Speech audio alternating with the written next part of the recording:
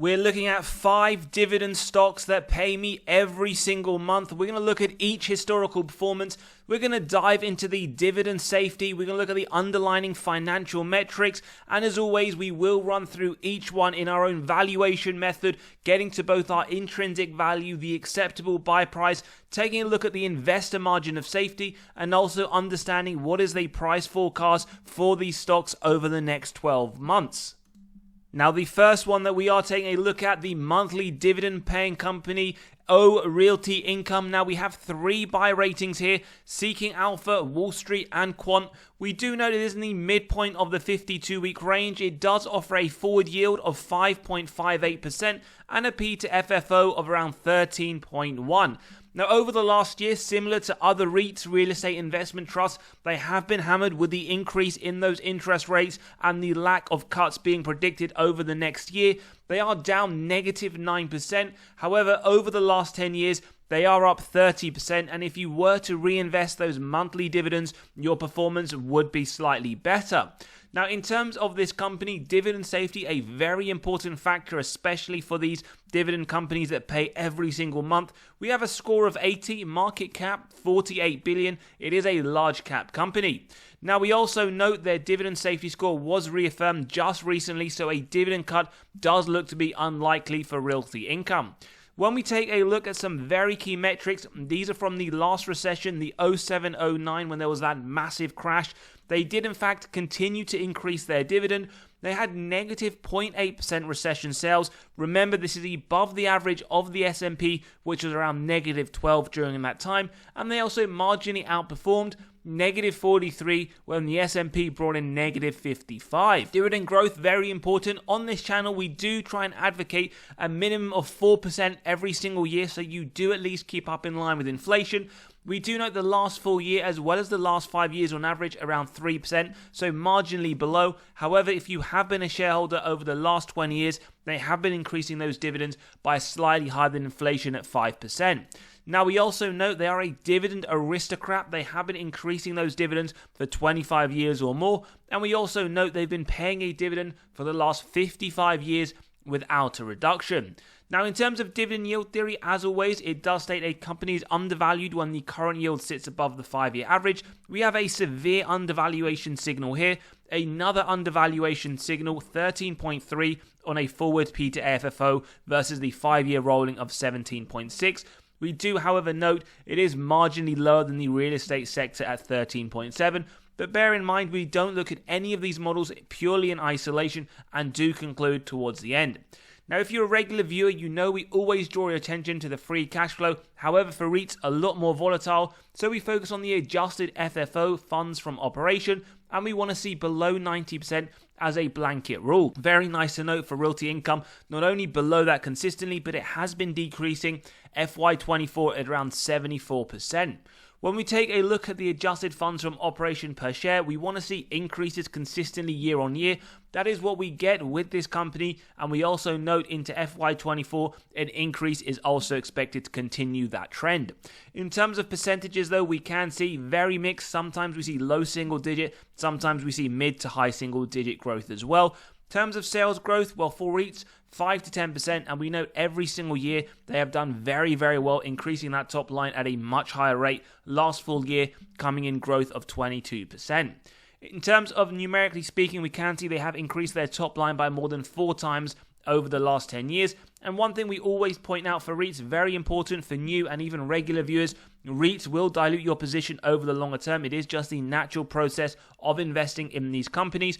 Reason for this is they do retain a little of that internally generated cash flow as they pay the majority out in dividends. But as always, some REITs will dilute your position at a much quicker rate than others. ROIC, we want to see 3 to 5% for REITs. This is just to give us faith that management are able to effectively allocate their capital.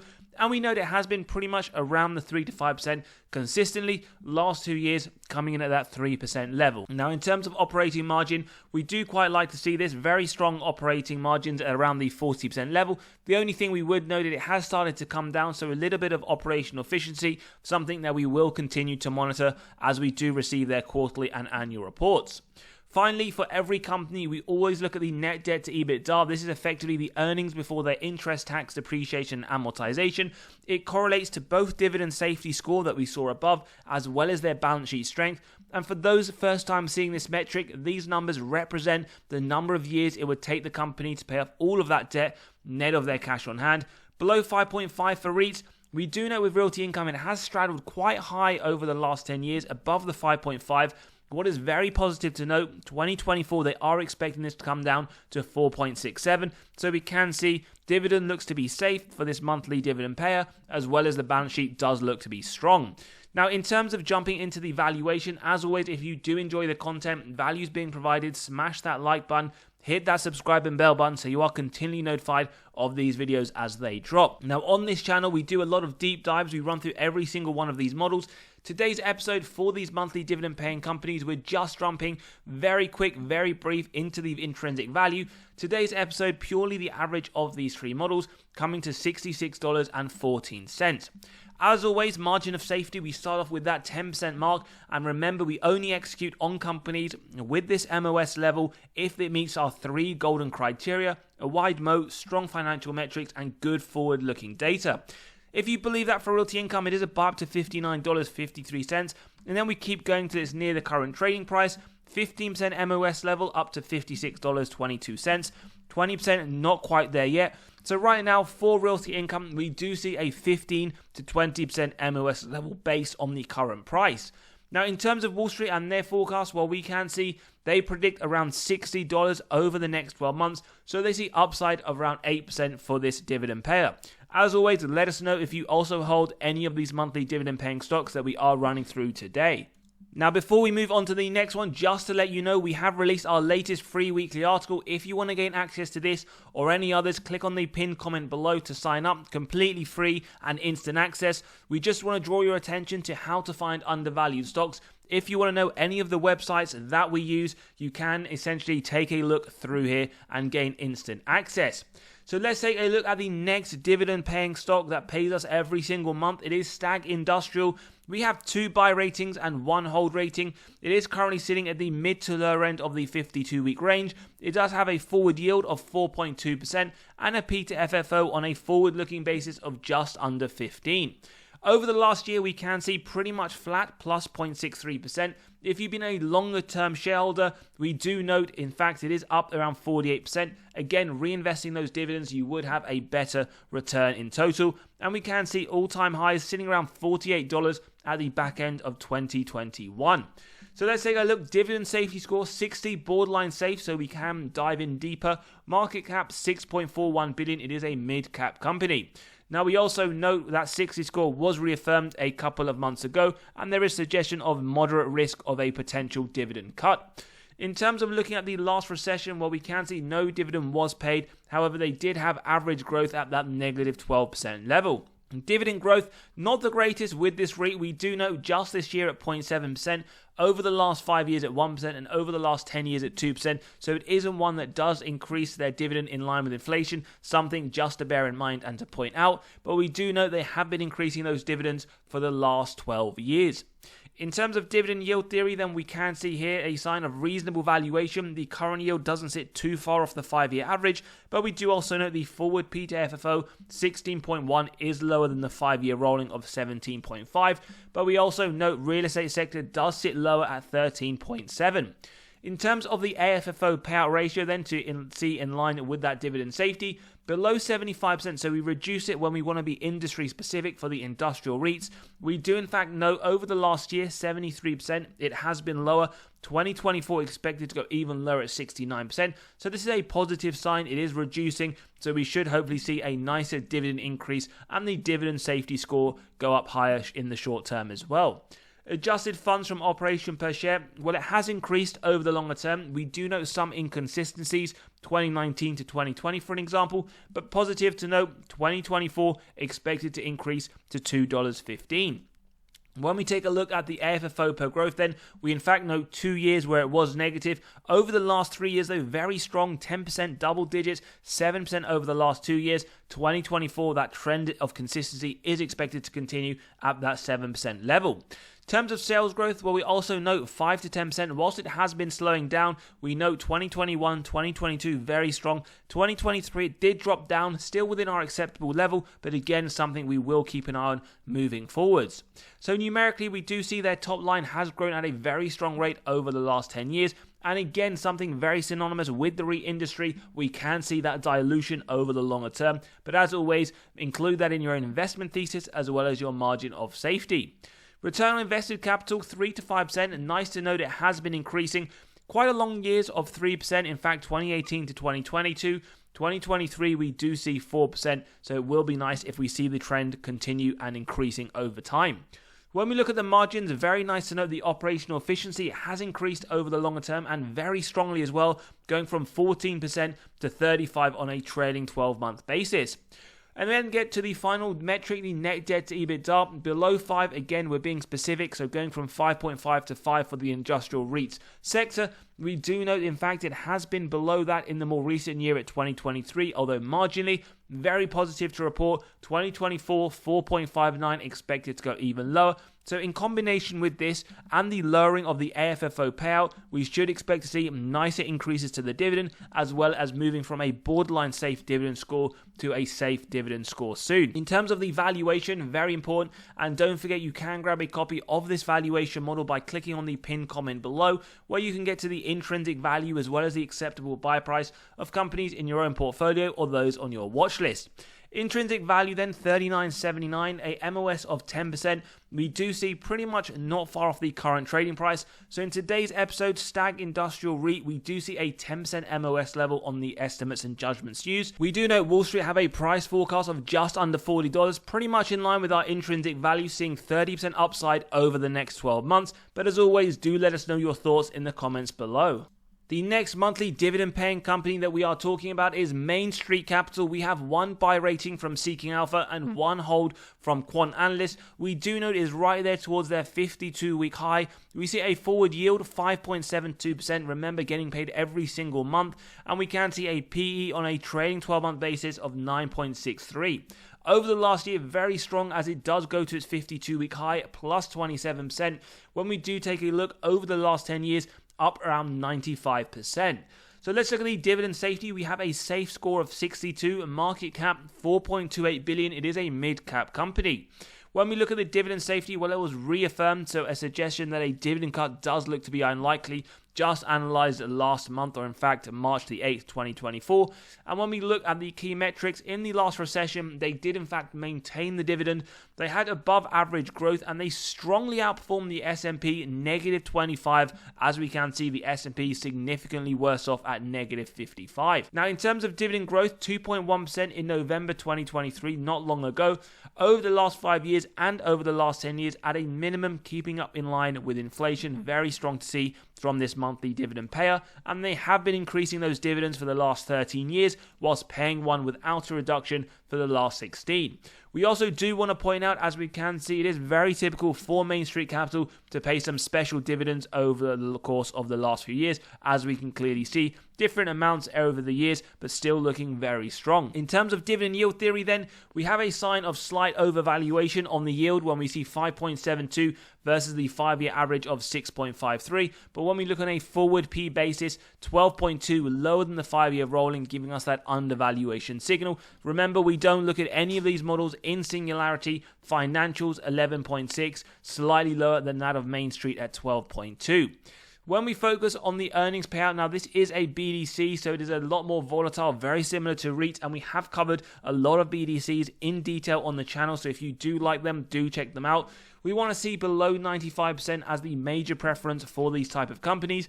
Positive to note, over the last few years, it has been lower. 2024 at 70% is expected to be quite healthy, but we can see some years where it has gone into the triple digits, something just to keep an eye out on moving forwards. We then take a look at the earnings per share. As always, with earnings per share, free cash flow per share, all of these metrics, even AFFO per share, we want to see an increasing trend over the longer period. Now, we do know that it has pretty much doubled over the last 10 years, but we also want to point out the inconsistency as well as FY24 expected to be fairly flat. We then draw your attention to the growth in percentage. Last 3 years, very strong at double digits, but we also note some years of double-digit negative growth, and the next year is expected to remain at around 0% growth, so lots of different factors to essentially compare and consider. When we take a look then at the shares outstanding, we do know the increasing trend. Again, very similar to the REITs. You will be diluted with BDCs, but some will dilute yours at a lower rate than others. This isn't particularly that bad for BDCs in general, and we can see their sales over the longer term increasing around that 3 times over the period. We then look at the ROIC above 8% for BDCs as the target, and we do note there or thereabouts nearly every single year. 2023 double digit at 10% is looking very solid for investors as well. In terms of the other metrics that we typically would look at, like the operating margin, it isn't one that is meaningful for BDCs. As we can see, interest is a core component of their revenue and expenses, something that also removes the net debt to EBITDA from our analysis as well. So let's take a look at the valuation of Main Street Capital, and as always, if you do enjoy the content, values being provided, smash that like button, hit that subscribe and bell button so you are continually notified of these videos as they drop. Now, interestingly, in today's episode, we actually have a company, Main Street Capital, ticker symbol MAIN, that is trading at above what we believe to be its intrinsic value. So the current price sits at $50. We have an intrinsic price of $46.40. And when we also take a look at Wall Street, we can see they are pretty much in line with our own thoughts and assessments. Their forecasted price over the next 12 months, pretty much around that intrinsic price. And they see upside, in fact, downside of negative 8%. But as always, let us know your thoughts. A lot of people have bought into Main. In fact, some people will be waiting. And what we can see on our assessment, it does look to be fairly overvalued, not one that we are adding to anytime soon. The next dividend-paying company that we are looking at is Agree Realty Corporation. We have 3 buy signals from analysts. It is trading right there at the mid to low end of the 52-week range. It does offer a yield of 5.1% and a P to FFO of 14.54. Similar to other REITs, it is down 12% over the last 12 months. Over the last 10 years, however, we do note up 93%, but we can see all-time highs at around the $80 mark in July 2022. So let's take a look. So it has a fairly decent score, safety-wise, 70. It does look to be safe. Market cap just under $6 billion, a mid-cap company. Again, reaffirmed, dividend cut does look to be unlikely for this real estate investment trust. And we can see the last recession, they did in fact cut the dividend. They had recession sales negative 14%, so around average growth. They did also, as we can see, trail the S&P negative 67%. Dividend growth then we can see just last month, very poor, 1.2% below the advocated rate of 4% to keep up in line with inflation. A lot better over the last 5 years. However, over the longer term, fairly poor at that 2%, something just to keep an eye on. And we do know they've got 11 years of consecutive increases, 12 years of paying a dividend without a reduction. Now, dividend yield theory, we have a double severe undervaluation signal. The yield is much higher than the 5-year rolling, and the same to go for the forward P to FFO. It is much lower than that rolling 19.1, but a little bit higher than real estate of 13.7. So how about the adjusted funds from operation? Well, it does look to be very safe. It is significantly below 90, decreasing trend as well. 2024 sitting around 72%. So when we take a look at the AFFO per share, very good signs here, nearly doubled over the last 10 years, consistent increases, again, expected to increase and continue into 2024, and we can see percentage-wise, fairly mixed, similar to the others that we saw like Realty Income, some years low single digit, some years high single digit. In terms of sales growth though, steady moderate growth, 5-10%, very, very good growth in fact over the last 10 years, double digit every single year, and we can see numerically speaking, they have 10 times their top line just over the last 10 years. But again, with that, they would have diluted your position at a very rapid rate over the same period. 3 to 5%, and that is what we do see here over the longer term, although we do know that it has started to decrease. Something to keep an eye on. Trading 12 months, though, at that 4% level is a good sign. Operating margin, yes, very strong even in 2023, but again, we do note the operating of inefficiency being created, so something we don't want to see. We do want to see it go back up towards a positive trend. Increasing revenues, increasing margins, something we love to see as investors. Net debt to EBITDA then, what we notice is it has straddled around 5.5 over the longer term. Very nice to note, next full year they are expecting to drop down significantly, so hopefully with that we can see some very nice dividend increases at a minimum in line with the inflationary rate. In terms of the valuation, and don't forget you can grab a copy of this valuation model to get to both the intrinsic value as well as the acceptable buy price by clicking on the pinned comment below. We do get a margin of safety starting off at 10%, and we do know pretty much around the current trading price, so we have $58.48, not too far off the $59, a 10% MOS level. Again, different investors will look at different prices to enter depending on their own investment thesis. We also know Wall Street are targeting $66 over the next 12 months, indicating upside of 11% for this monthly dividend paying company. But as always, let us know. I know a lot of people in the community were adding this when it was towards the 52-week low, whereas now it has started to at least go a little bit more positive over the more recent times. We then move on to the next monthly pair, which is Gladstone Investment. We have 2 buy ratings, 1 hold rating. It is trading towards the upper end of the 52-week range, a yield of 6.71%, a forward P of just under 17, and over the last year, it is up around 17.4%. Over the last 10 years, however, up 123%, so a very strong performer. Again, a monthly dividend payer as well. Now, dividend safety 41, borderline safe, so let's consider that. Market cap 530 million, a small cap company. And we do note, as we can see here, there is some moderate risk of a dividend cut, which was reaffirmed in February of this year. So last recession, just bear in mind, important for those that see one coming, they did cut the dividend, they had below average growth, and they significantly underperformed the S&P with their negative 76% return. Now, they haven't had a growth for a while. We do know, though, over the last 5 years and over the last 10 years, on average, it has increased by 4%, and we can see here 6 years of consecutive increases, 13 years of paying without a reduction, so we are just waiting to hear for that next increase to continue that trend. Similar to Main Street Capital, they also do essentially special dividends, with the latest one being December 2023, so hopefully if they continue the trend in June, so essentially next month, we should start to see those special dividends take place. When we take a look at dividend yield theory, reasonable valuation both on the yield as well as the forward P, as they aren't too far off or in line with the 5-year rolling average, but marginally higher than the financial sector at 11.6. So how about essentially the earnings? Again, this is a BDC, so we do take a look at the earnings payout. Below 95%, we see a lot of volatility on this metric. 84% in 2023, 92% expected next year. So definitely one just to keep an eye on, and that is why we do have that borderline safe score. Hopefully we won't see a dividend cut, but a lot of these metrics will need to be kept an eye on. Earnings per share, we want to see increases year on year. Instead, what we do note, a lot of inconsistency. 2024, a little drop expected. Again, metrics to consider for this monthly dividend payer.